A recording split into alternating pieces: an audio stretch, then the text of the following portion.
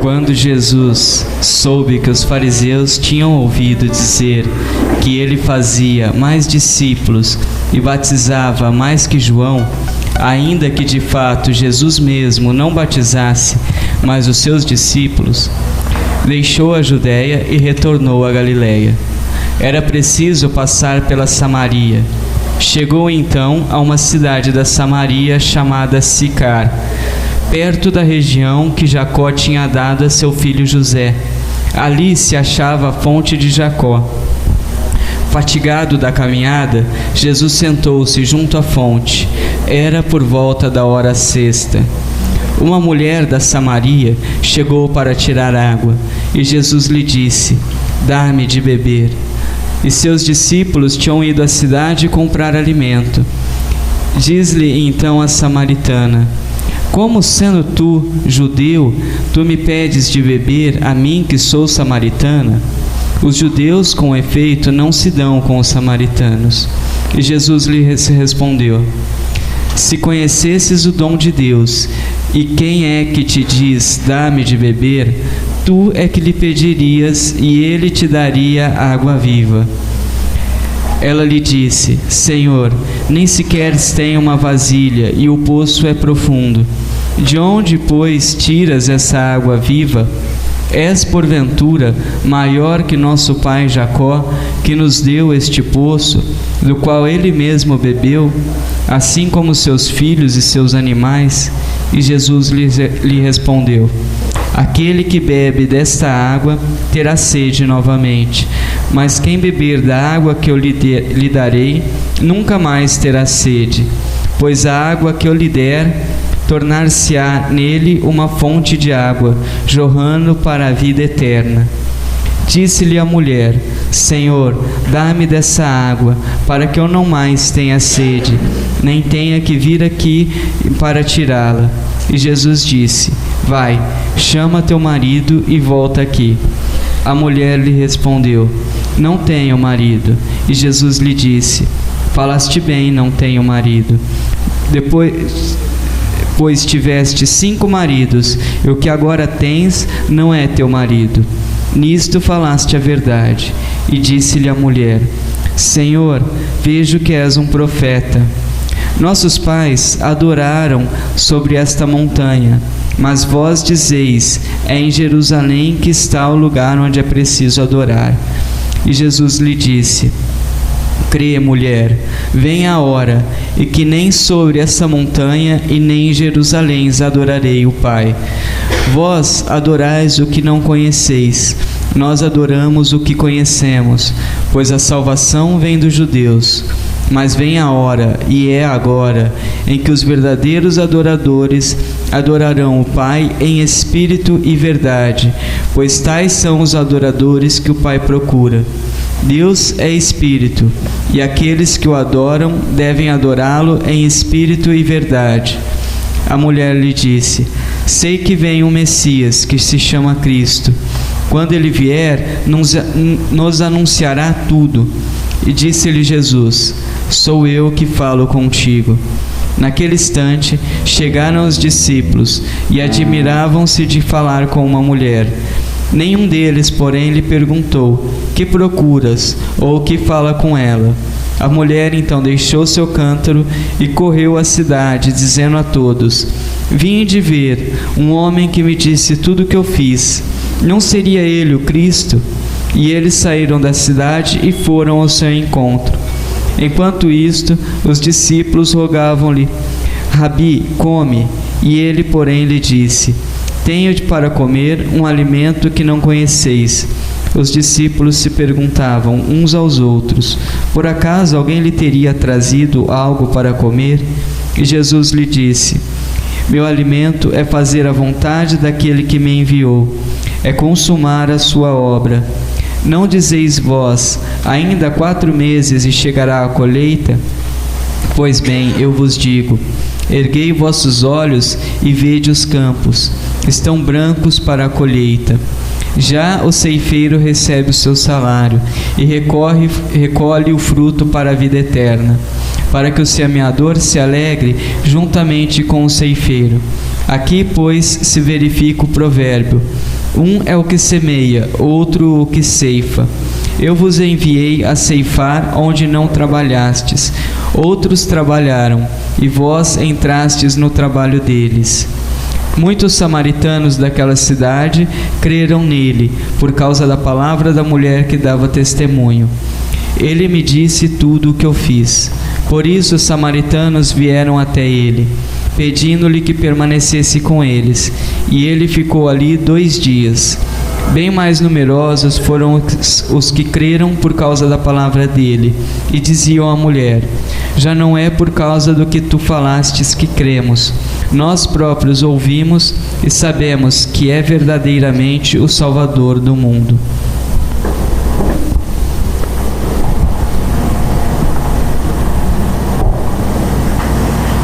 Boa noite.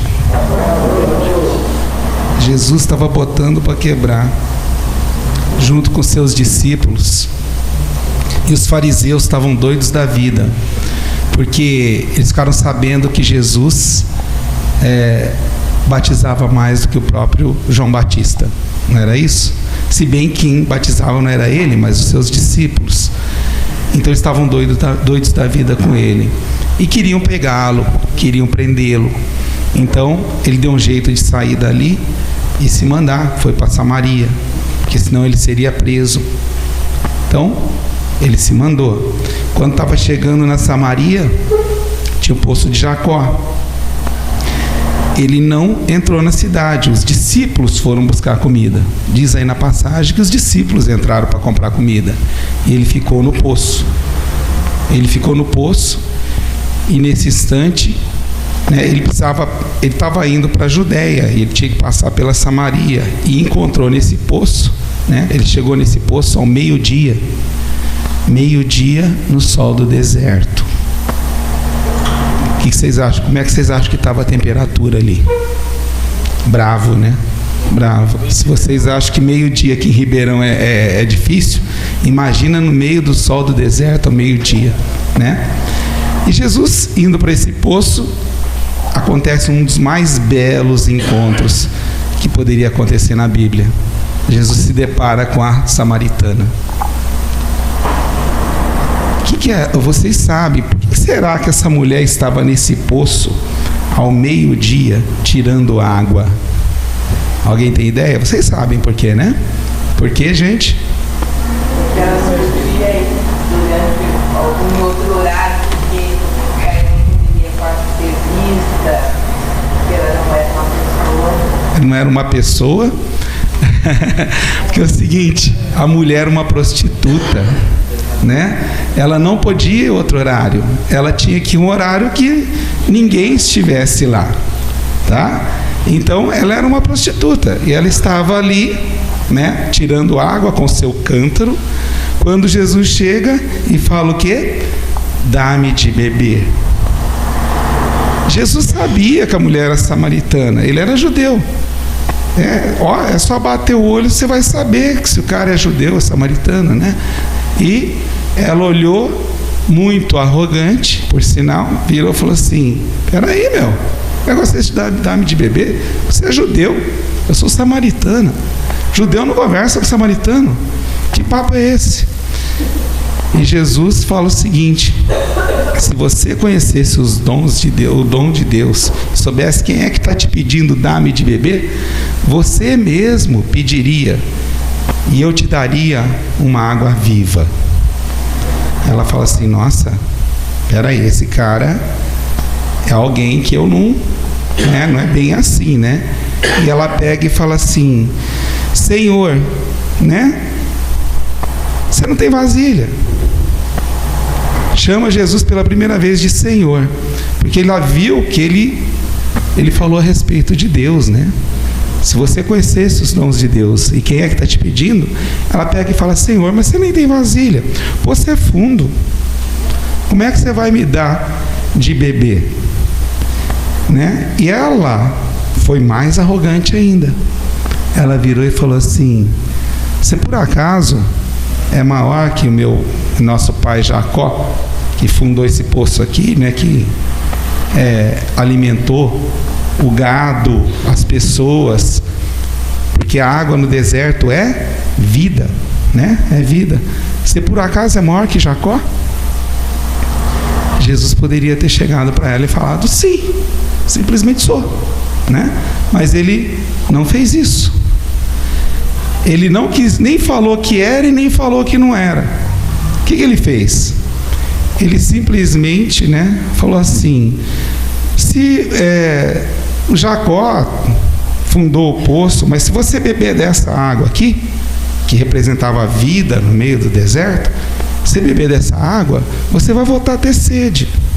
Mas se você beber da água que eu te der, você nunca mais terá sede.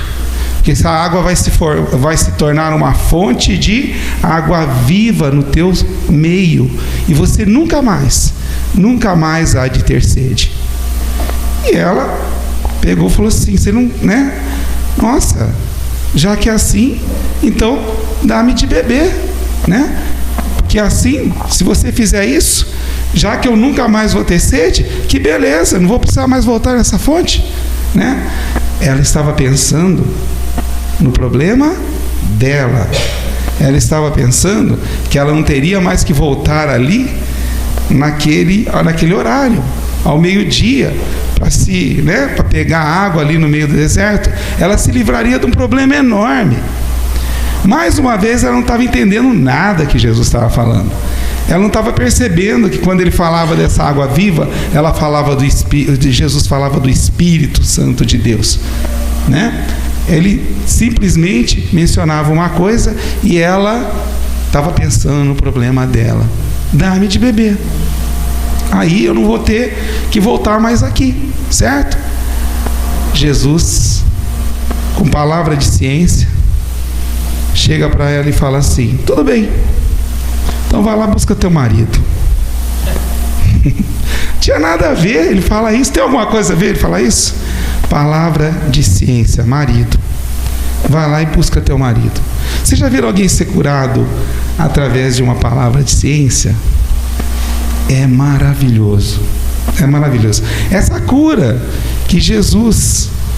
que aconteceu ali naquele poço, foi tão legal, porque não foi uma cura física, não é uma cura que Jesus fazia, punha um cego para ver, punha coxo para andar. Era uma cura da especialidade de Jesus, que era curar corações.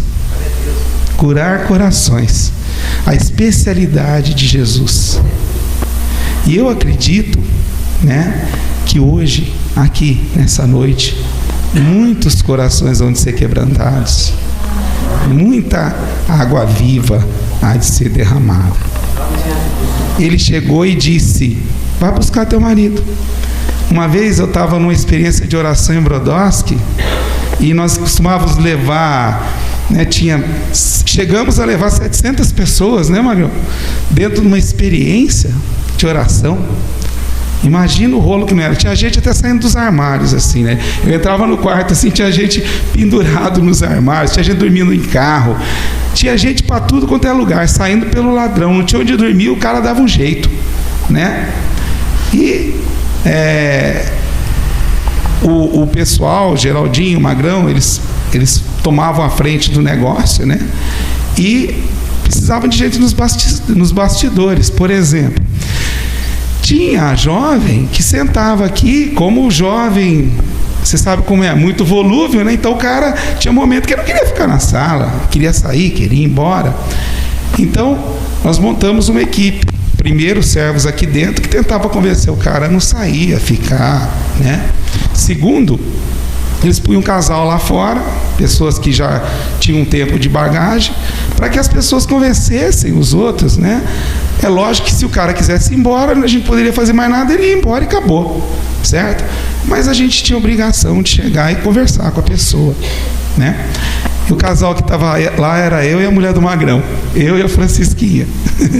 Então ficamos lá fora e estávamos ali rezando o terço, tá? Enquanto as palestras aconteciam lá dentro. De repente saiu um cara doido da vida, maluquete. Ele tinha assim uns 20 e poucos anos. Eu falei assim: vou embora dessa porcaria, não sei o que lá e tal. Eu falei: não, vem cá, vamos conversar. Não, vou embora. Não, peraí, vamos conversar. Não, eu vou embora. Ah, por que você vai embora? Ah, porque lá dentro todo mundo está levantando o braço, dando glória a Deus, louvando a Deus, porque está todo mundo contente. Então, você vai embora por causa disso? Não, porque eu estou achando aquilo lá maior sacanagem. Eu não sinto nada daquilo. As pessoas estão falando que estão sentindo Jesus no coração. As pessoas estão levantando o braço, as pessoas estão louvando a Deus, estão dando glórias a Deus. E até agora eu não senti nada, né? Mas você vai embora por causa disso? Eu vou embora por causa disso. Aí eu peguei e falei para ele: então vem cá, meu companheiro, faz o seguinte, tira um minuto para você, leva um papo com Jesus, peça para Jesus, chega para ele e fala assim: eu quero sentir, eu quero te sentir, tá? E nesse momento eu senti a Francisquinha do meu lado, né? Com a mão no meu ombro, rezando para mim, ela rezando em línguas, bem quietinha, sem falar nada, né? E rezando, e eu falando com o cara, eu falei assim: olha, peça para que Deus te dê uma prova, peça uma prova. Gente, eu não acabei de falar, ele queria que a coisa acontecesse para ontem, o cara, ele não deu um minuto, ele pegou e pensou ali na hora. A Francisca parou e falou assim: ô cara, o que tem a ver uma cadeira de plástico daquelas antigas, né, com um pé assim que parece um cone encostado no canto da tua casa? O cara olhava pra gente e falou: o que está acontecendo aqui? O que está acontecendo aqui? Ela falou assim: eu não sei. A Francisca falou: eu não sei. Eu só sei que Jesus pediu para que eu te dissesse isso. O que tem a ver uma cadeira dessa? Era a prova que ele tinha pedido para Deus. Era a prova que ele tinha pedido para Deus. E a gente não sabia. Palavra de ciência. Me traz o teu marido, né? Eu não tenho marido. Legal, você não tem marido, mas você já teve 5, e o que você tem agora não é teu. Foi o jeito mais delicado que eu vi alguém chamar uma pessoa de prostituta. Foi ou não foi? Você já pensou se Jesus fala assim: você não tem marido porque você é uma sem vergonha, ele ganharia alguém? Não. Assim como esse cara começou a chorar desesperadamente porque ele não sabia o que estava acontecendo. Aí o Geraldinho ia dar uma palestra sobre dons do Espírito Santo, né? A gente falou assim: ó, volta lá para dentro e escuta a palestra do Geraldinho, você vai entender o que aconteceu. Não dá para a gente explicar aqui agora. Volta lá e escuta a palestra. No final ele veio agradecer, cheio da presença do Espírito Santo de Deus, que Deus havia agido na vida dele, com uma palavra de ciência. Eu e a esposa do Magrão juntos, né, rezando para ele, e Deus fazendo tudo na nossa vida. Nesse momento que ele chega e fala assim: você não tem marido, né? É lógico, você está certo, você não tem marido, já teve 5, e o que você tem agora não é seu. Jesus quebrou ela no meio, certo? Quebrou ela no meio.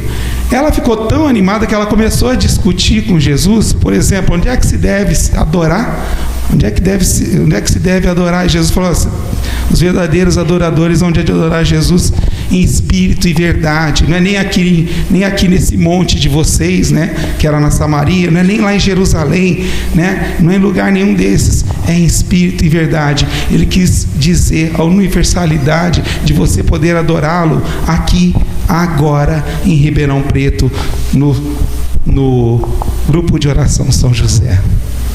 Faça isso. Os verdadeiros adoradores poderão adorar Jesus em espírito e verdade. Não é isso? Eles estavam lá discutindo, né? E num momento chega os discípulos chegam da cidade, porque eles tinham ido buscar comida. Quando eles chegam, eles veem Jesus conversando com a prostituta. Eles ficaram doidos da vida. O que esse cara está fazendo? O que esse maluco está fazendo? Está conversando com uma prostituta no meio do deserto, sozinho, os dois. Uma que homem já não conversaria no meio do deserto com uma pessoa normal. Ainda mais, né? Ali. Ela pegou, gente, ela deixou o cântaro dela, a água do pai Jacó, a água que representava a vida para ela. Não era mais. Ela estava cheia e repleta do Espírito Santo de Deus. Ela estava cheia da água viva que Cristo havia colocado ali na presença dela. E ela saiu contando e correndo, saiu correndo e contando para todo mundo: venham conhecer o homem que me curou. Venham conhecer o cara, né, que curou as minhas feridas. Venham conhecer a pessoa que arrancou a prostituição do meu coração, que falou toda a verdade, né? E é lógico que ela foi se encontrar com pessoas que eram importantes na cidade, que provavelmente saíam com ela, e ela conseguiu convencer um monte de gente. E para terminar, Jesus no finalzinho fala o seguinte: olha, vocês vão colher onde vocês não semearam. Falando com os discípulos, vocês vão colher onde vocês não semearam. Porque de quem que ele estava falando? Vocês vão colher onde vocês não semearam. Ele estava falando dos profetas do Antigo Testamento, e dele também, porque o próprio Jesus era um desses semeadores, assim como os profetas do Antigo Testamento. Então os profetas haviam semeado. Ele fala: vocês não falam que daqui 4 meses a colheita está boa para ser ceifada? Chegou o momento, e o momento era agora. Preparem vossas foices, né? Preparem vossas foices, né? Deixem-as preparadas, porque está na hora da colheita. Vocês vão colher. Então os discípulos de Jesus seriam ceifadores. Jesus, assim como os profetas, eram aqueles que semearam, que prepararam o terreno. E a colheita? Quem era? A colheita, como primícias, a primeira colheita eram samaritanos. Eram samaritanos porque Jesus sabia o que tinha feito no coração daquela mulher. Aquela mulher foi chamar a cidade inteira. Jesus sabia que havia mandado um bom porta-voz dele, uma pessoa que pudesse representá-lo dignamente, uma prostituta. Jesus sabia que podia contar com aquela prostituta. Ela foi e trouxe a colheita pronta para ser ceifada. Uma prostituta. Fecha teus olhos, meu irmão. Fecha teus olhos e pensa um pouquinho. Eu não quero saber o que você fez. Eu não quero saber que pecado você fica aí te atormentando na cabeça. Eu não quero saber. Eu não quero saber se você tem mexido com drogas. Eu não quero saber se você tem se prostituído. Eu não quero saber se tua língua tem sido usada para matar muitos, tem sido usada para o mal. Eu não quero saber que tipo de vida você está levando. Eu só quero saber o seguinte: não quero saber se o demônio está colocando a culpa aí no teu coração, porque Jesus não coloca a culpa em ninguém. Jesus pega a prostituta e coloca como porta-voz dele. Então eu não quero saber qual o pecado que você cometeu. Para de achar que o teu pecado não tem jeito. Para de achar isso não é de Deus. Procure um sacerdote. Se acerte com Deus. Jogue teu pecado fora. Estamos em poucos aqui hoje, porque você precisava ouvir isso. Obrigado. Aquele pecado que você não consegue se desvincular dele, jogue-o fora e venha fazer parte, venha ser um porta-voz de Jesus. Venha participar do reino de Deus. Jesus quer que você seja seu representante. Venha louvar a Deus conosco. Abra teu coração. Porque assim, só assim, se você realmente abrir teu coração, Ele vai poder derramar rios de água viva no teu corpo.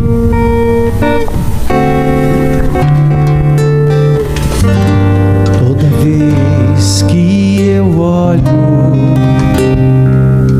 para o meu Senhor, eu sinto uma água viva que sai de dentro de mim. Eu sinto uma água viva que sai de dentro de mim. Aleluia, aleluia, aleluia, aleluia, aleluia, aleluia, aleluia, aleluia.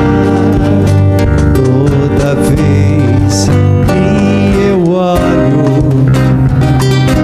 para o meu Senhor, eu sinto uma água viva, eu sinto uma água viva que sai de dentro de mim. Eu sinto uma água viva que sai de dentro de mim. Aleluia, aleluia, aleluia, aleluia, aleluia,